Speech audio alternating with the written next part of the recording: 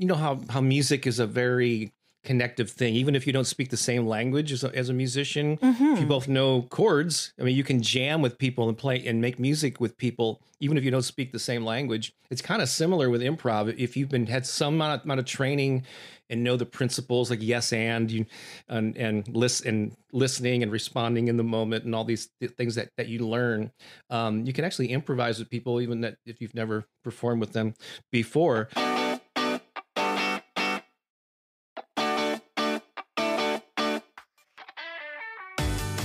Welcome to Audio Branding, the hidden gem of marketing. I'm your host, Jody Krangle, and this podcast will discuss just how sound influences our behavior. I generally talk about this in the context of advertising and marketing, but there are other places this is important too. I really feel that it plays a much more important role in our lives than maybe we realize. So let's delve a little deeper. This is the first part of my interview with Bob Baker. My next guest describes himself as an inspirationalist. His mission in life is to inspire and empower people, especially creative people, through audio affirmations, books, podcasts, positive music, coaching, guided meditations, art, and improv comedy. He is the author of the highly acclaimed Guerilla Music Marketing Handbook, and that's how we first met, and many other books, including The Empowered Artist, The DIY Career Manifesto, Unleash the Artist Within, and Branding Yourself Online. He also teaches and performs improv comedy and co-wrote The Improv Comedy Musician with Laura Hall, the longtime pianist and musical director of Whose Line Is It Anyway?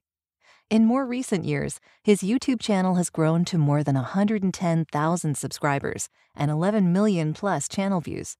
There, he publishes morning affirmations and guided meditations designed to help people live more empowered lives by upgrading their mindset. His name is Bob Baker, and you can find out more about Bob at bobbakerinspiration.com. Settle in, because this will be a good one.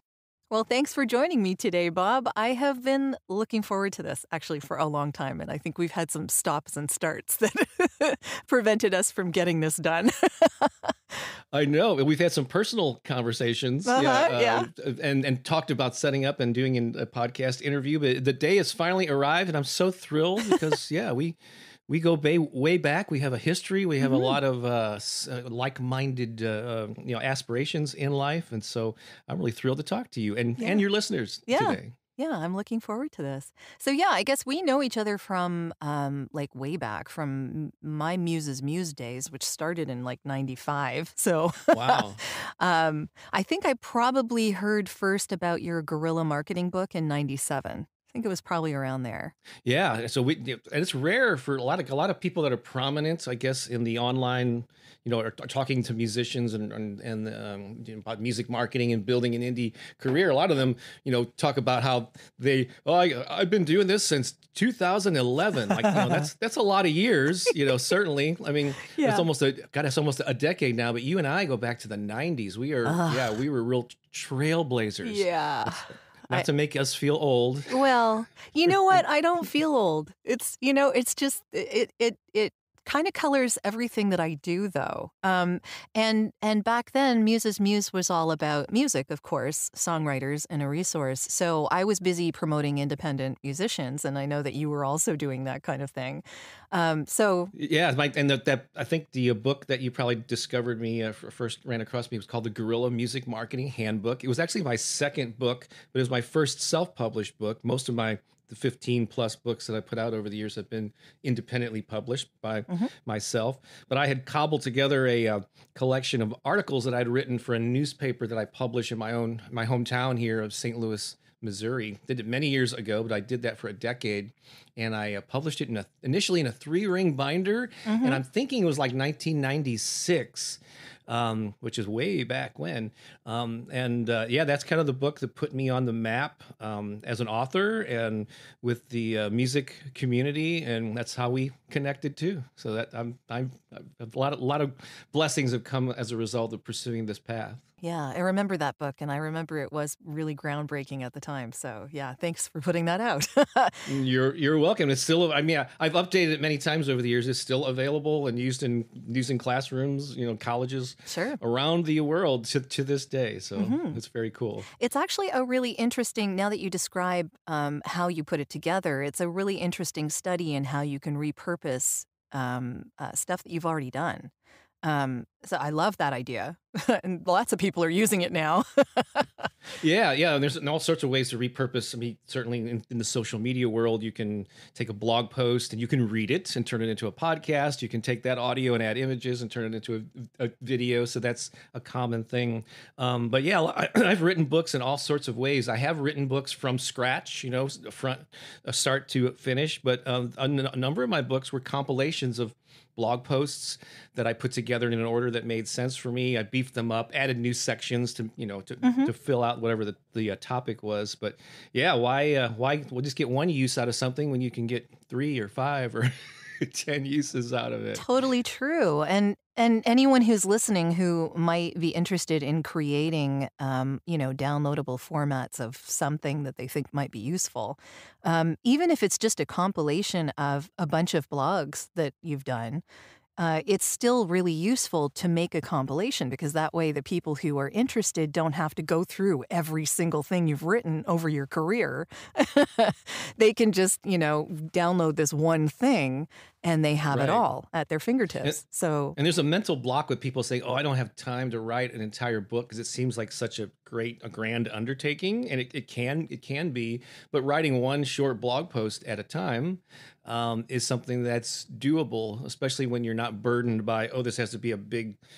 Complete end up with being the complete guide to whatever your topic is. Just chip away at it, write a little bit, and over time you might just be able to compile them into your first ebook or book. Yeah, you never know. Well, I'm going to Or take this audiobook, into since this is an audiobook too. podcast. Yes, I'm going to take it back to audio a little bit by asking you what your first interest in voice really was. I mean, I know that you're also a musician, so how did you develop an interest in this? So yeah, it's funny in kind of anticipating our discussion today. I mean, it's something that I've realized many times over the years, but especially as in the context of this interview, I'm kind of realizing how important using my voice has been throughout my entire life. I mean, if I go way back, I remember. And I believe that people that are actually following their right livelihood, I've been self-employed for many years, and not everyone can claim this, but I think you often find that the way you make a living, you can trace those interests back to childhood. Again, not everyone, but it certainly applies to me. So music and the written word were certainly some interests that I had, but but I realized that using my voice is something that goes back to being a kid too. I remember I would do like silly voices. I was amazed by the impressionists. I think back then it was like Rich Little and Frank Gorshin were on the Tonight Show, and they would impersonate the celebrities and politicians of the day. And I was fascinated by that, and I would try to mimic them. But if I can make my mom laugh, if I can make because I was kind of socially awkward, like a lot of kids are when I was younger. But if I found if I could make people laugh, I could connect with people, and it kind of broke down whatever awkwardness I was feeling. So yeah, from a young age, I realized the power of using my voice and using it to get different sounds to come out of my mouth was an impactful thing. So, but I didn't really it was actually in anticipation of this interview that I kind of really realized that, wow, it really goes back. And then what about the music end of things? Because I know, that's an early influence as well, obviously. So totally, yeah. So like middle school, and certainly I started plunking around on acoustic guitar, and then I was playing in bands by the time I was in high school, and I was pretty much a singer, even though. Yeah, I kind of learned as I went along, but I was always one of the main or primary singers in all the bands that I've been in. I was also the guy who was more eager to talk to the audience in between songs. Like a lot of musicians, you probably know this too. Oh yeah. Well, just if they say anything, it's like, here's a song about a rabbit. And that's tough. That is the hard end. I always find that really difficult. Like I'm like you, I performed a lot, but I never really developed the MC ability, which I guess is what you're talking about. Yeah. And I'm not sure where that came from, because like I said, I was kind of a shy kid, but I felt like inside of me, there was an innately this kind of entertainer or this fun-loving personality that was eager to come out, that was just being kind of held back by these insecurities. So I guess I just pushed past it, and like there's a lot of people that are shy off stage, but they come alive in front of an audience.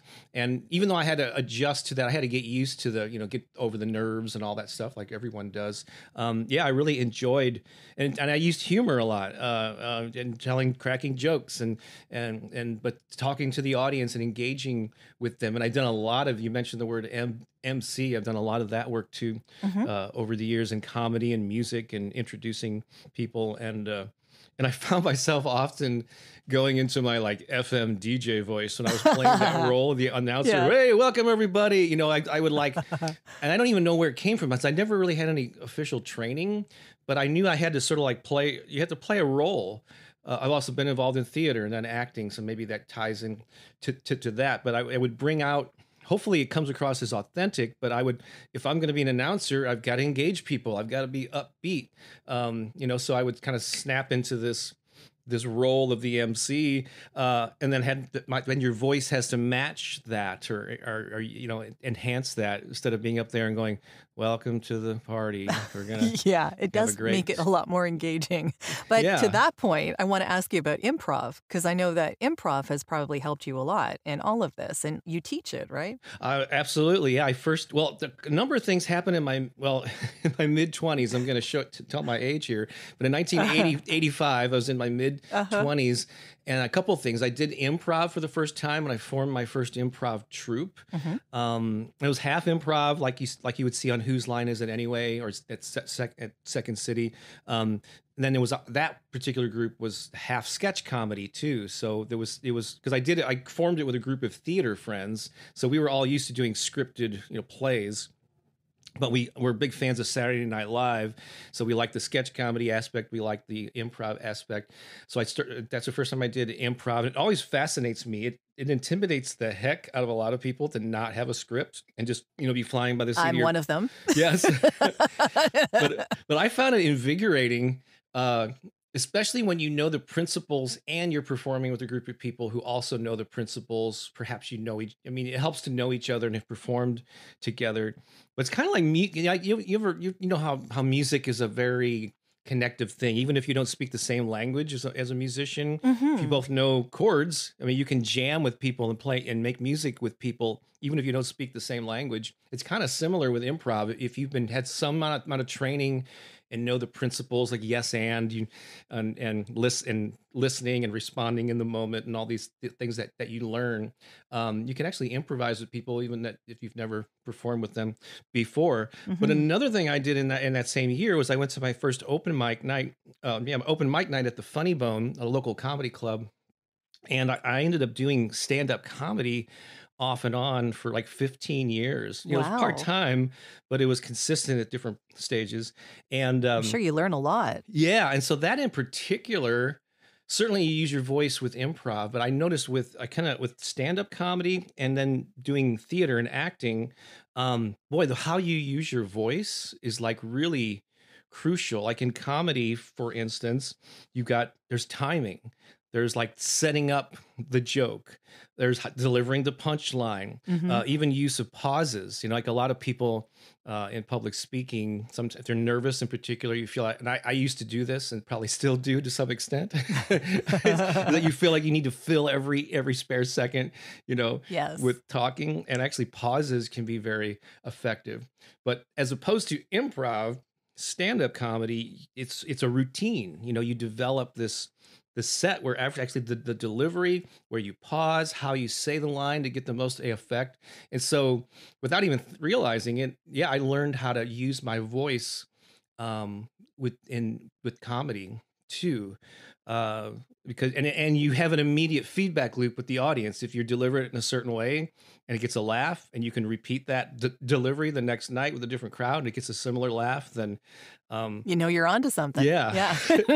Yeah. Exactly. But I never really thought of it in terms of using my voice to get an effect. And I guess that's really what I think the mission of the podcast and what you do is using your voice in a certain way to get a response from a listener, right? Well, I'm a little biased in that it's kind of my livelihood. So Yeah. so in that respect, I'm doing it on behalf of a client who wants to reach their audience.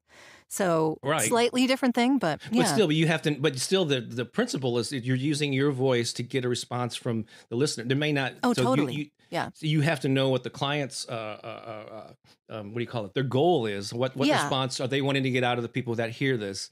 A lot of times it's instinctual. Yeah. But yeah, from the way that the script is written. And in your case, if you have decided on a skit or something that you're doing on a regular basis to reach your audience, then yeah, you're honing that as you go along. I'm curious about what tips you would give people for public speaking, because it occurs to me that all of this would be really useful for people who speak in public. Yeah. And so, for better or worse, I've done a lot of things in my life, and I have to admit, even though I don't recommend this for everyone, I've gotten only a handful of times have I actually gotten training. Like I never had vocal lessons or really had guitar lessons. I have never taken up I mean, I've attended, I guess, some kind of public later in life, public speaking best tips, but I mostly learned by doing, and maybe we'll talk about this too. I learned by observing other people doing something that I thought would be really fun, observing how they did it. And then what I liked about what they did, what I didn't like about what different speakers or different people did, and then try to incorporate the things that resonated with me into whatever. And that applies to music, it applies to writing, but with public speaking, yeah, it's the greatest fear of most human beings. Yes, it's well documented. And here's the thing: while you can do we'll talk about my affirmations and positive thinking stuff in YouTube probably in a little bit, sure. But certainly there's a certain amount of you can do some work about feeling worthy and having a message and all that, but you don't learn. But public speaking has to come by doing. No, you can't intellectualize. I'm going to be confident when I'm out there. You just have to do it. Yeah, get out there, and it'll be awkward. Your first talk, my early talks were horrible. But you realize, I survived that. I'm still alive. So give yourself permission to fail. Exactly. Yeah. And just know that you're going to look back on anything that you do early on, and you're going to say, I've come so far. That's what you want. I mean, you don't want to look back a year from now and go, I'm pretty much the same. You should listen to some of my earlier interviews. Yeah. I know how this happens. We all learn from doing, and you get more and more comfortable at it. And so basically if you want to do more public speaking and use your voice to inspire or educate or entertain, I have this part of in the more recent edition of the Guerilla Music Marketing Handbook, in a piece on social media and what type of content to share. I talk about the 3 E's of communication. And generally speaking, you're either trying to educate, entertain, or enlighten. Okay. And enlighten, you can also use the word inspire. So usually when you're speaking publicly or doing a podcast, you're trying to teach somebody something or offer some factual information, or you're trying to entertain them, make them laugh, make them go along on a ride with you with a story or whatever, or enlighten. You want to inspire them to think about something in a different way. So it's the same purpose with public speaking, and you just have to. Another great tip that I don't know if I read it somewhere, but I've given this advice to people who feel nervous about speaking to an audience. If you're feeling nervous or self-conscious, it's because you're focusing more on the messenger, which is you, as opposed to the message. So the more, and this is an improv principle too. Your best skill that you can develop as an improviser is listening and being present.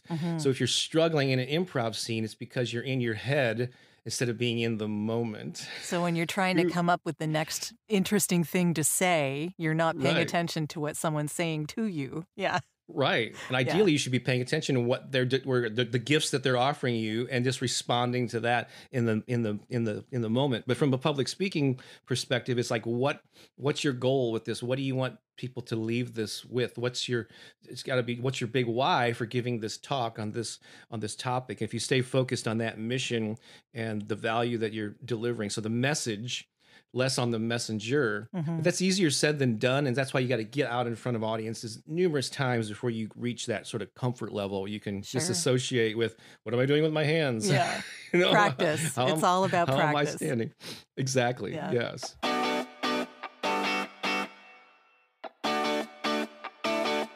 This has been part 1 of our interview. I hope you'll tune in next week for part 2. Well, that's the end of this episode. Thanks for listening. And if you liked what you heard, please take a moment to give the podcast a review. It's greatly appreciated and super helpful. Until next time.